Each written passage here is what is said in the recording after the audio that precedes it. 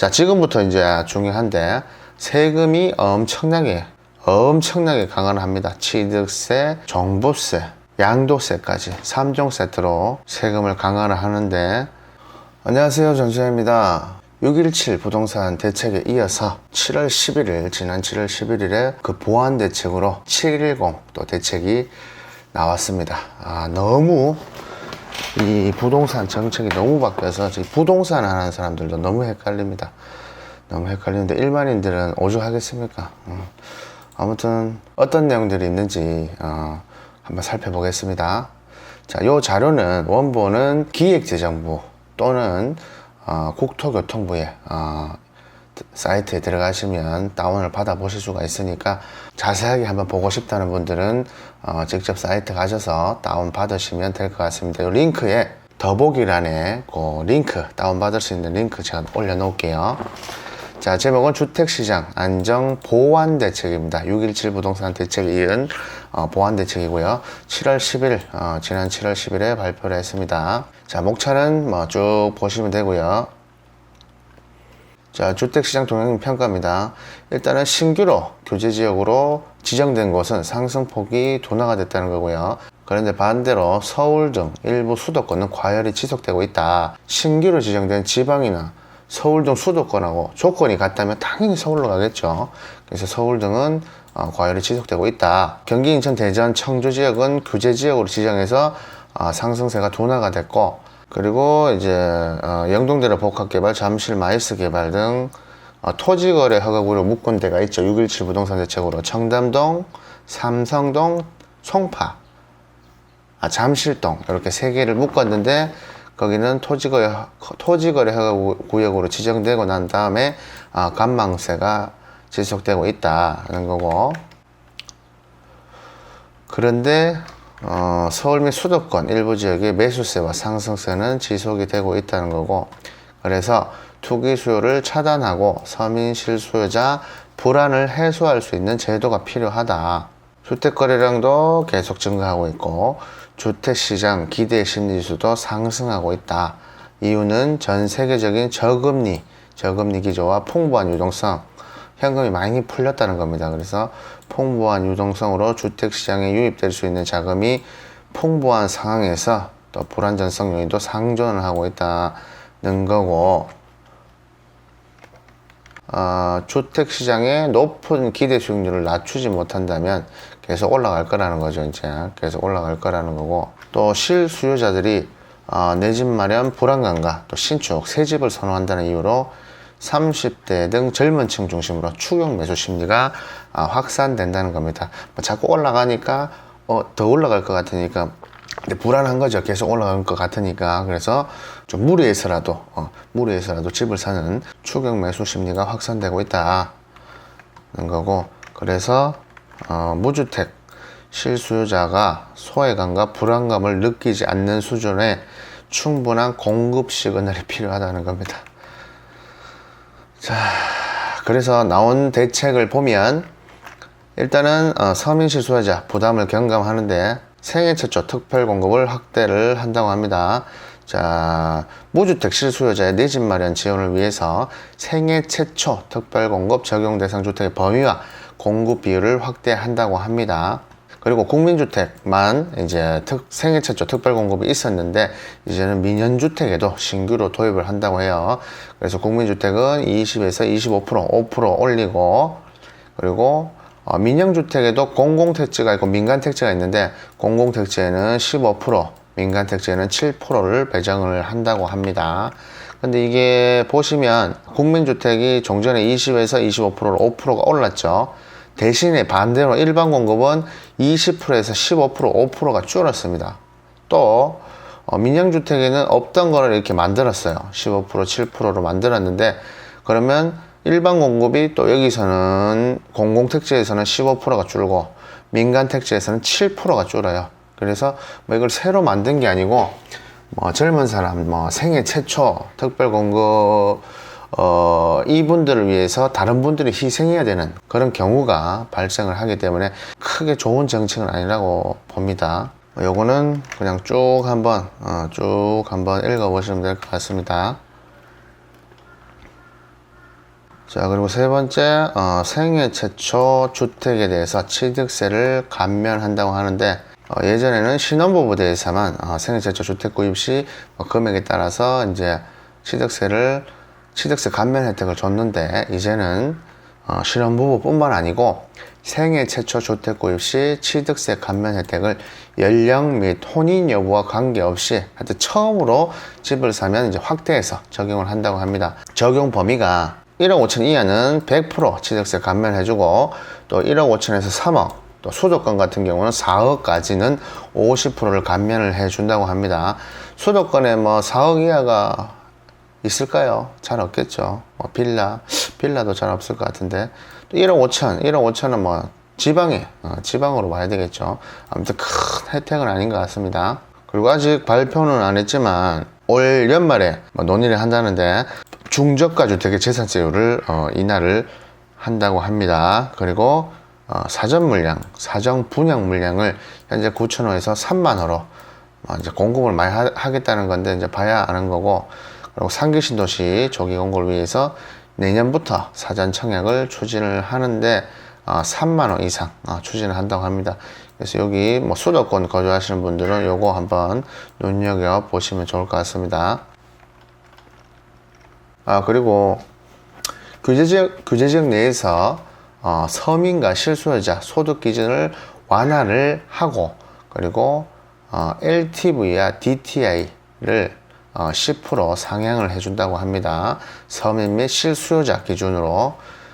그래서 일단은 현행은 투기 및 투기 가해주고 조정 대상 지역 이렇게 뭐 7천만원, 6천만원, 생애 최초 구입자는 8천만원, 7천만원 이렇게 뭐 소득 기준을 두었는데, 이제는 그냥 규제지역 전체를 대상으로 부부합산 8천만원 이하 또는 생애 최초 구입자는 9천만원 이하 이런 분들이 이제 대상이 되고, 주택 가격도 투기 지역 및 투기 가해 지구는 6억 이하, 또 조정 대상 지역은 5억 이하일 경우에 LTV와 DTI를 10% 우대를 해준다고 하는데, 투기 및 투기 가해 지구는 뭐 서울 및 수도권이 대부분인데 6억 이하가 잘 없을 거고요. 조정 대상 지역도 마찬가지일 것 같습니다. 큰 혜택은 아닐 것 같아요. 그리고 이제 말이 많았었는데 잔금 대출 규제 경과 조치를 보완한다는 건데, 규제 지역 지정 또는 변경 전까지 입주자 모집 공고된 사업장의 무주택자와 처분 조건부 1주택자 잔금 대출에 대해서는 규제지역 지정 변경 전에 대출 규제를 적용한다고 합니다. 뭐 인천이나 이런데 뭐 원래는 70%가 나와야 되는데 규제지역을 묶이면서 40%인가 뭐 그렇게 바뀌었어요. 그래서 그런 분들을 국민청원 게시판에 엄청나게 글을 올렸죠. 그래서 거기에 대해서 걱정하지 마라 라는 그런 내용인 것 같습니다. 자, 그리고 전월세 자금 지원 요거는 그냥 한번 읽어보시면 될 것 같아요. 자, 이것도 앞으로 이렇게 하겠다는 건데 그냥 여기 이제 정책 발표함에 있어서 구색 맞추기라고 보시면 될 것 같아요.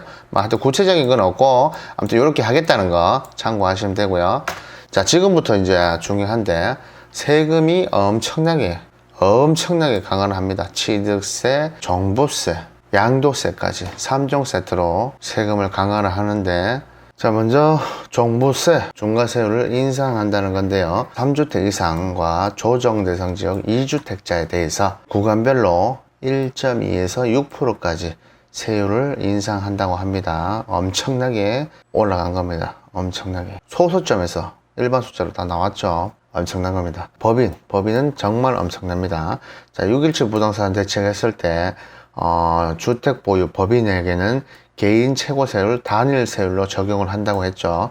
그래서 지금 개인 최고세율이 6%입니다. 그래서 법인은 6%를 적용을 하고, 그리고 법인 같은 경우에는 기본공제 6억 원을 안 해줍니다. 세부담 상환도 적용을 하지 않고요. 이게 무슨 말이냐면, 종부세 같은 경우는 6억 이상의 주택을 가진 사람이나 법인이 내는 건데, 개인인 경우에는 2주택 이상의 경우 6억까지 공제를 해주고요. 그리고 이제 1주택 갖고 있다 그러면 9억까지 공제를 해줍니다. 그러면 6억짜리 갖고 있는 사람은 이제 종부세를 내지 않아도 되죠. 근데 법인 같은 경우는 6억짜리를 갖고 있다. 6억짜리를 갖고 있으면 공제를 안 해주니까 6억 곱하기 이제 공정시장 가액 비율이 있어요. 현재 90%인가 그래요. 90%면 6, 9, 54. 5억 4천인데 5억 4천에 6% 얼마죠? 자, 5억 4천에 6% 3,240만원 매년 내는 겁니다. 매년 재산세, 여기서 이제 재산세 낸 거는 빼주는데 아무튼 매년 이 정도 금액을 내야 됩니다. 법인으로 주택을 사는 거는 이제 정말 힘들 것 같습니다. 종합부동산세, 보유세죠. 보유세에 대해서 만졌고요. 그리고 양도세. 자, 양도세는 일단은 뭐 매물 유도를 위해서 내년 6월 1일까지 유예를 한다는데 어떤 효과가 있을지 모르겠습니다. 이것도 엄청납니다. 자, 일단은 2년 미만의 단기 보유주택에 양도차익을 환수한다는 건데 1년 미만을 1년 안에 팔았다. 그러면 원래 40%였습니다. 양도 차익에. 근데 70%로 바뀌었고, 또 2년 미만은 원래는 기본 세율이었어요. 6에서 42% 기본 세율이었는데 60%로 바뀌었습니다. 그래서 2년 이상일 경우에는 기본 세율이 적용됐고, 그리고 또 한 가지 또 바뀐 거는 이제 분양권이 바뀌었어요. 분양권은 똑같습니다. 똑같은데 1년 미만이 70%고 2년 미만 60% 똑같은데 분양권은 2년 이상이라는 게 없습니다. 분양권일 때는 무조건 60% 최저 60%의 세금을 내야 됩니다. 양도세를. 기본 세율이 없어졌어요. 분양권은. 이것도 엄청난 거고요. 그리고 규제 지역 내에 다주택자 양도세 중과 세율을 인상을 했는데 이것도 엄청나게 인상을 했어요. 자, 기본 세율이 6에서 42%라고 말씀드렸습니다. 이 기본 세율이 6에서 42%인데 기존에는 규제 지역입니다. 규제 지역일 경우에 2주택자는 10%, 3주택자는 20% 중과를 했죠. 중과해서 세금을 매겼습니다. 그래서 2주택자 같은 경우는 16에서 52%를 냈고, 또 3주택자는 26에서 62%를 냈죠. 근데 이제는 이렇게 바뀌었습니다. 20%, 30% 올려서 2주택자는 26에서 62%를 내야 되고, 또 3주택자는 36에서 72%, 1년 미만보다 더 많이 내야 됩니다. 근데 여기에 또 지방소득세 10% 보십니다. 그러면 30에서 70% 보시면 되고 40에서 80% 보시면 됩니다. 아이고, 세금 엄청나게, 양도세 엄청나게 매긴다는 겁니다.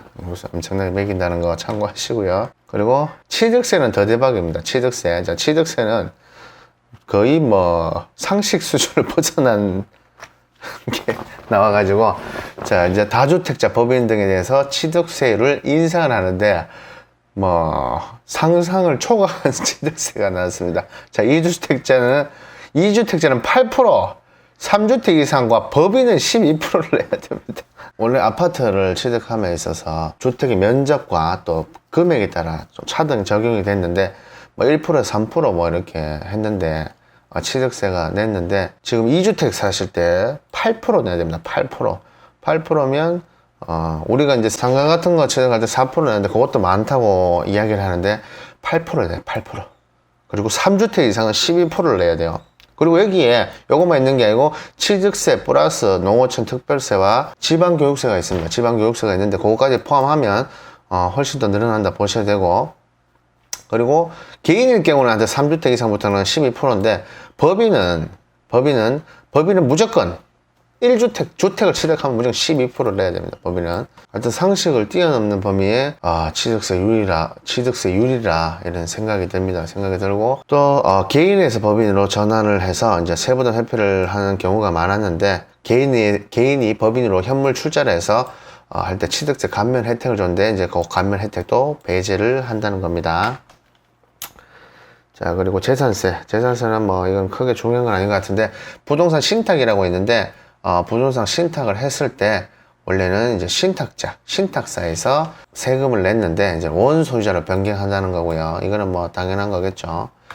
자, 그리고 이거 등록임대 사업제 제도를 보완한다는 건데요. 일단은 단기임대 4년이 있고 8년이 있었습니다. 단기임대가 있었고 장기임대가 있었는데, 단기임대 4년은 아예 폐지를 하고, 또 장기임대는 유지를 하는데 아파트는 폐지를 한다 합니다. 빌라나 뭐 다가구 주택, 원룸 그런 거는 가능하겠죠. 근데 아파트는 장기 자체도 어떤 폐지를 한다고 해요. 전환도 안 되고 당연히 폐지를 하니까 단기 임대 신규 등록 당연히 안 되는 거고 또 장기 임대로 유형 전환도 불가하다고 합니다.